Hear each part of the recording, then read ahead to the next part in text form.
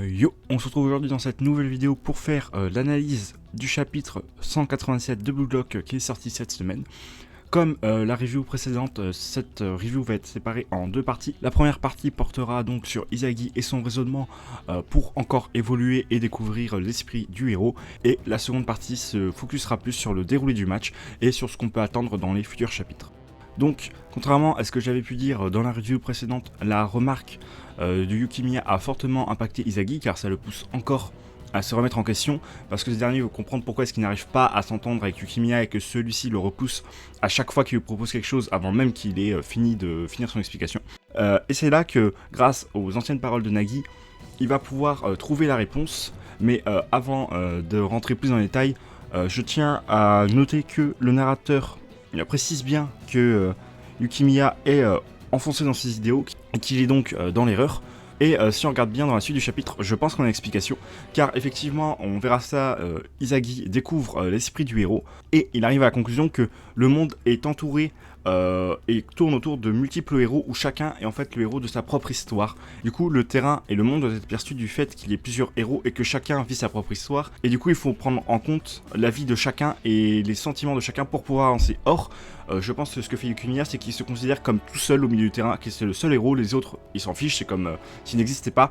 Et c'est en ça qu'il est dans l'erreur. Comme je disais dans la review du chapitre précédent, il veut tout faire tout seul. Or, on voit bien qu'avec tout le raisonnement que fait Izagi, c'est pas du tout ça. Il faut prendre en compte tout le monde et que tout le monde est son propre héros. Et c'est pour ça qu'à mon avis que Yukimiya n'arrive à rien. On le reverra un peu plus tard dans le chapitre qu'il échoue totalement, encore une fois, à vouloir jouer tout seul. Ça, on en reparlera un peu plus tard dans la review. Donc, comme je viens de le dire, Izagi découvre ce qu'il appelle l'esprit du héros, c'est-à-dire que tout le monde sur le terrain veut être le héros de sa propre histoire et que du coup, il faut voir le terrain comme une scène où de multiples héros interagissent en soi et qu'il faut donc prendre compte de chacun d'entre eux afin de pouvoir mieux comprendre le terrain et pouvoir interagir avec les autres.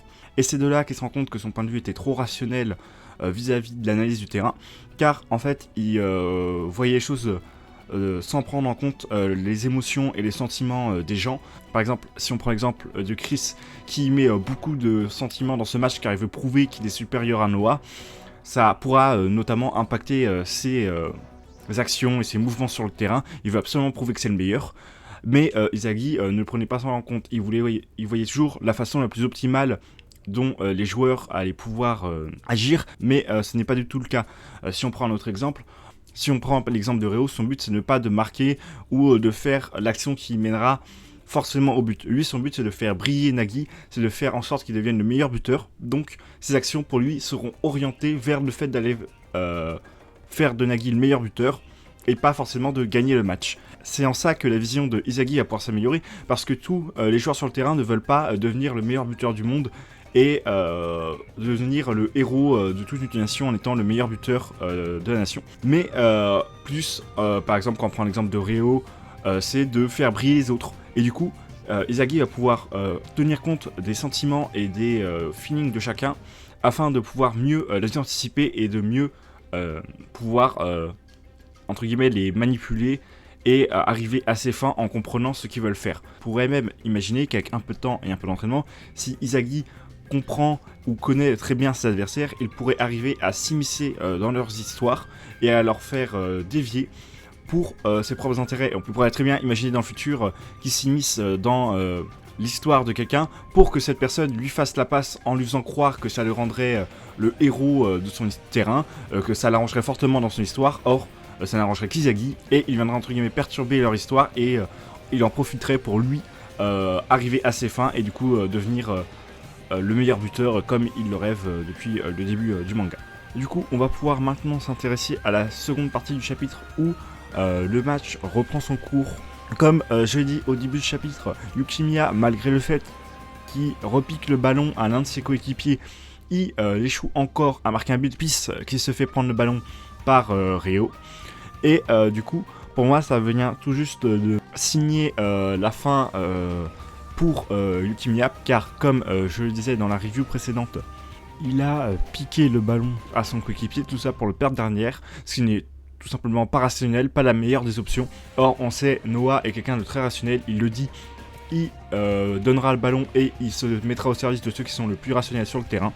Et pour moi, Yukimiya ne sera plus jamais sélectionné en équipe allemande, et je pense que là, ça vient de finir pour lui. S'il est encore sélectionné, ça m'étonnerait très fortement, surtout qu'il y a des personnes sur le banc qu'on n'a toujours pas vu jouer, et du coup, je pense que pour le match contre l'Italie et la France, Yukimiya ne sera pas resélectionné. Suite à ça, on apprend que la fin du chrono pour les 2 joueurs phares des équipes touche à leur fin, mais que si jamais le chrono arrive à 0 et que l'action continue, alors les 2 joueurs stars, à savoir Noël et Chris, resteront sur le terrain jusqu'à la fin de l'action en cours. Alors pour moi, c'est très intéressant parce que ça veut dire que l'action, la prochaine action va être la dernière du match, parce que je vois mal le match se terminer alors que les 2 joueurs n'ont entre guillemets rien fait, parce que si on regarde Chris, il a certes tiré et arrêté un but, mais au-delà de ça, il a pas fait grand chose. C'est plutôt même lui qui est censé être le joueur numéro 2 et qui s'est fait battre par un joueur du Blue Lock. Je trouve ça vraiment dommage que les 2 joueurs sortent et qu'ils n'auraient rien fait, surtout que Noah, il est rentré sur le terrain en disant qu'il allait essayer de contrecarrer Chris, et pour l'instant on l'a pas vu à l'œuvre, donc c'est pour moi vraiment dommage que le match se termine sans qu'on puisse les voir. Du coup, je pense que le match, il reste encore 1 ou 2 actions en fonction de si l'action va durer plus ou moins 1 minute 30. Et après, le match prendra fin avec, je l'espère, du beau jeu entre ces 2 joueurs qui sont présentés comme le meilleur et le second meilleur joueur du monde. Le chapitre se termine donc alors sur Réo qui avance vers le but des Allemands afin de marquer, et qui, comme son instinct de héros lui dit, veut faire la passe à Nagi pour qu'il puisse marquer le dernier but. Or, on voit que Izagi semble l'avoir compris et lui fonce dessus. On peut donc supposer que Izagi a compris ce que Réo allait faire, et on peut se demander du coup si Réo ne deviendrait pas justement trop prévisible dans ses mouvements, dû au fait qu'il veut forcément que Nagi soit le meilleur buteur, ou qu'il se mette tout simplement Nagi en avant. Et je pense que ça va être du coup un nouveau palier à franchir pour ce joueur, que de ne pas se concentrer que sur Nagi, parce que vu son potentiel et sa distribution de jeu, s'il était associé à d'autres persos comme Barrow ou Ren, en plus de Nagi, ou même Bashira, ça permettrait d'avoir une qualité de jeu. Il serait entre guillemets le pivot d'une attaque flamboyante, et je pense que ce sera la prochaine étape pour ce joueur, de ne pas que se concentrer sur un seul joueur, à savoir Nagi, qui le pénaliserait trop dans les futurs matchs. On va terminer avec une réflexion que je n'arrive pas forcément à voir où est-ce que ça va amener, c'est le lien entre l'esprit du héros et le flow.